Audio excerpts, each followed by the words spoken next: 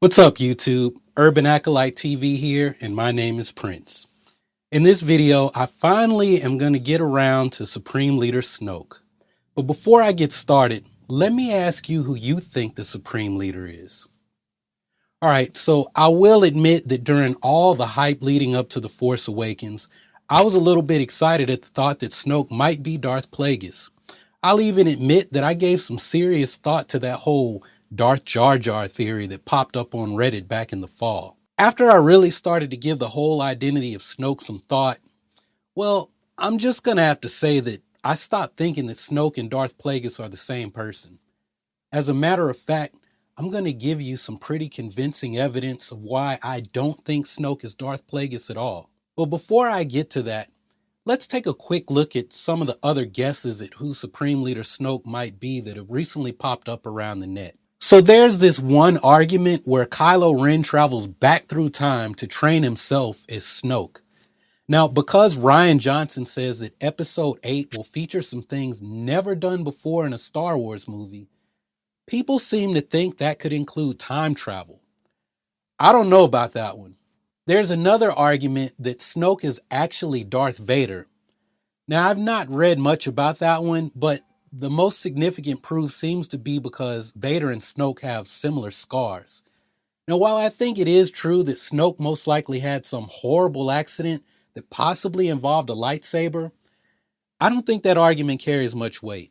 I mean, if we're going to go that route, we might as well say that Darth Malgus from the SWTOR game is Supreme Leader Snoke. And maybe he picked up a nasty head wound in the fight on that space station after he tried to take over the Empire. Now, even though it's from the video game canon, it would be kind of cool if Disney brought a character based on Malgus into the official canon.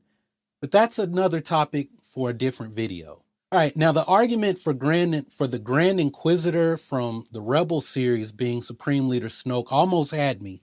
I mean, he would have obviously spent some time training under Vader, but I just don't think the Grand Inquisitor is Snoke. I don't think that J.J. Abrams and company would base the big bad of the new saga on a character from Rebels who gets his butt kicked by Kanan. I mean, think about how Vader owned Kanan and Ezra in the Siege of Lothal episode. You mean to tell me that this guy Snoke is the guy who couldn't even get it done against Kanan? So that leaves us with the newest argument, and that being that Grand Moff Tarkin is Supreme Leader Snoke.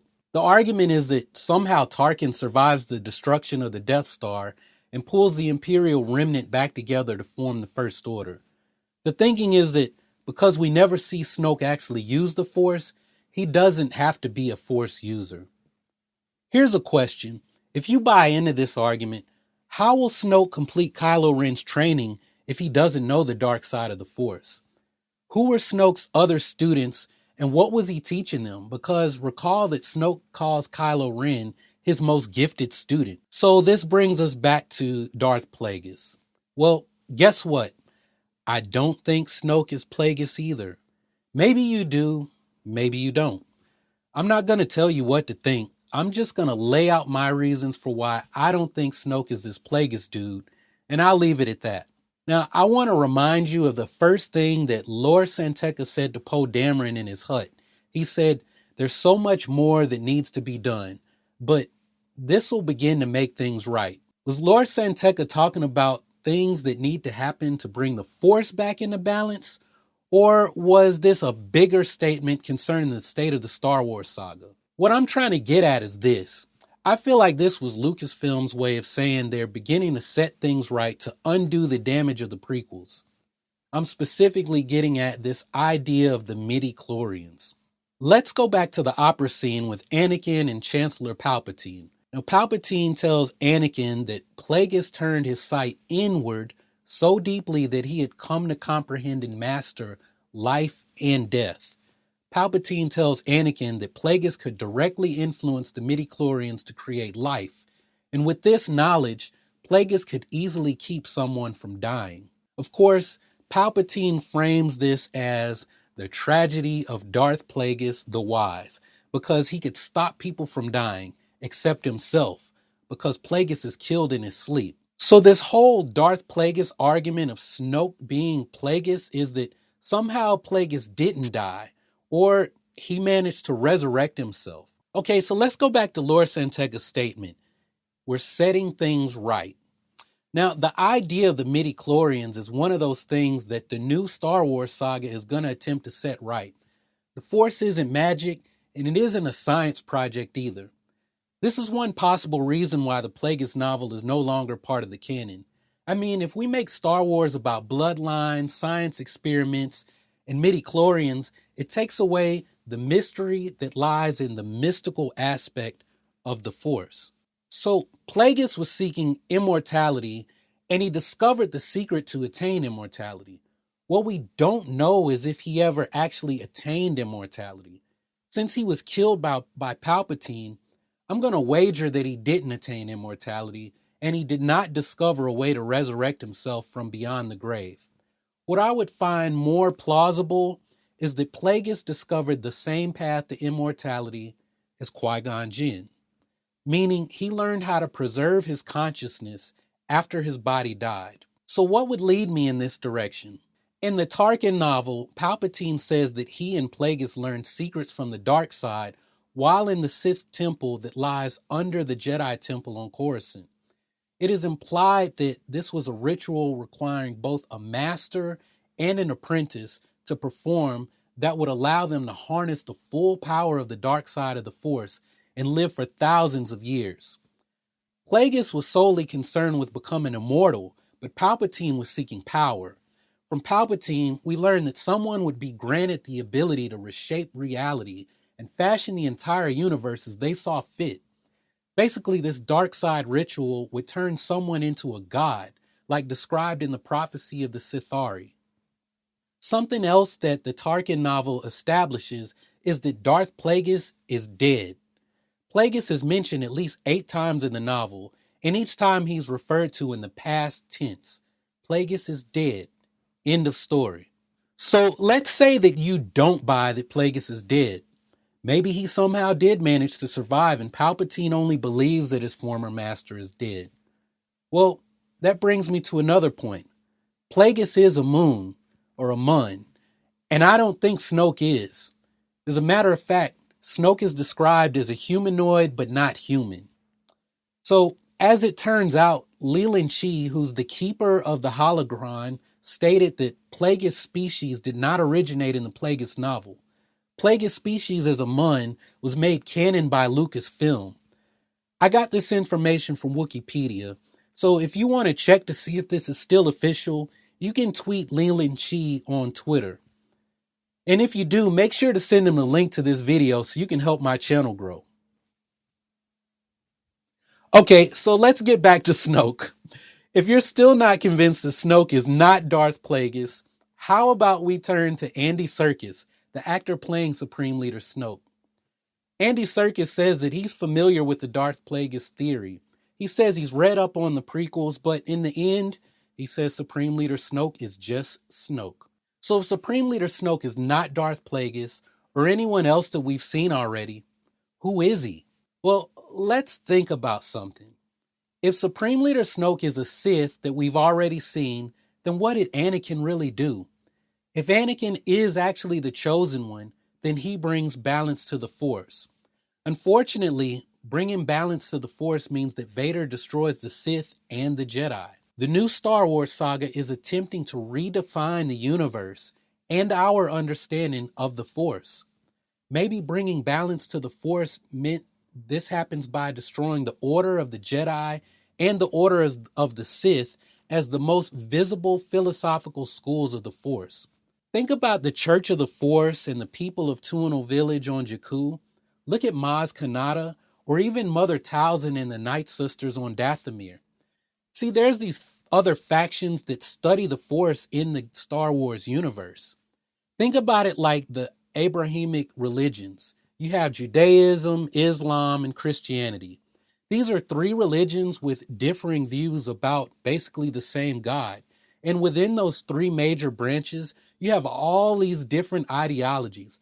There's different flavors of Christians like Catholic, Eastern Orthodox, Syriac Christians, Protestants. And there are different schools of Judaism. There are different schools of Islam under the 2 main divisions of Shia and Sunni. So it's a big universe out there. Even though you have all these people trying to study the Force, they might all have different methods or philosophical views. And this idea exists in the Legends canon. If you like all this theological stuff or philosophical stuff about the Force, just read up on the different views of the Force on Wikipedia. And I'll make some videos about that from my other channel that's called The Holocron if you're interested. I said all of that because I believe that Snoke is a new character.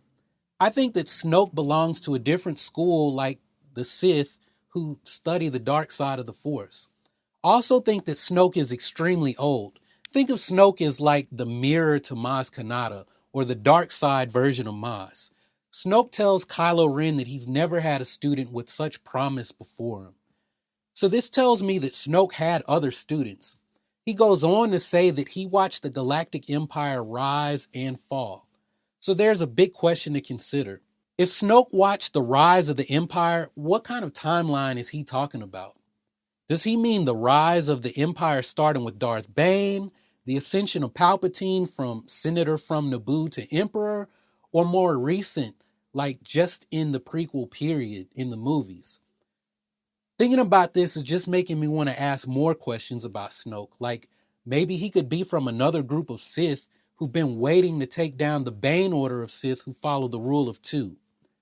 Something else to think about, where are Snoke's other students? What happened to them?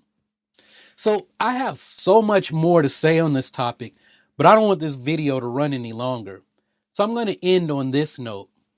I believe that from the very beginning, the people at Lucasfilms intended for there to be a big bad acting as a mastermind who'd be in the shadows. I think that Snoke actually has a powerful dark side user, and I think that Kylo Ren is some type of tool that Snoke is going to try to exploit, just like Han tells him.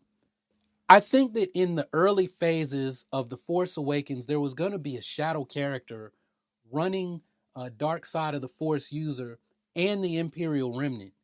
I think that the Imperial Remnant, which is now the First Order, was going to have a Vader pretender called the Jedi Killer that would be seen as their leader. But this would just be an enforcer so that the true Dark Lord could keep the Resistance and the Jedi busy while the dark side faction, be it Sith or whoever, pursued some way to manipulate the Force in order to take over the galaxy. Now, that's just me making a guess about the early version of The Force Awakens. It's possible that that vision has changed, and it'll be interesting to come back to this video in a few years after we have a bigger piece of the story, right? Okay, guys, that's all I have on Supreme Leader Snoke for now. Now, none of this is set in stone, and it could be that I'm completely wrong. So my question is this: what do you think? Do you still think that Snoke is Plagueis? Do you think that Snoke could be someone else? Let me know your thoughts in the comment section down below. Also, the second half of Star Wars Rebels Season 2 starts this week, and Star Wars' official YouTube channel just posted a preview of the Princess Leia episode. Since I'm on the topic of Rebels, you guys should really check out the very first episode, Spark of a Rebellion. There's a huge Easter egg in that episode leading to The Force Awakens. If you don't catch it, don't worry. I'm going to do a video on it later this week. Also, if you haven't seen it already, check out my response video to the Rebels mid-season trailer. You can also check out this other video where I give more evidence that Finn might be Force sensitive. Well, thanks everyone for waiting on me to pull this video together on Supreme Leader Snoke. I know it took me much longer than the bigger Star Wars channels, but I didn't want to leave any details out. Well, alright, I've got to get to work on my next video.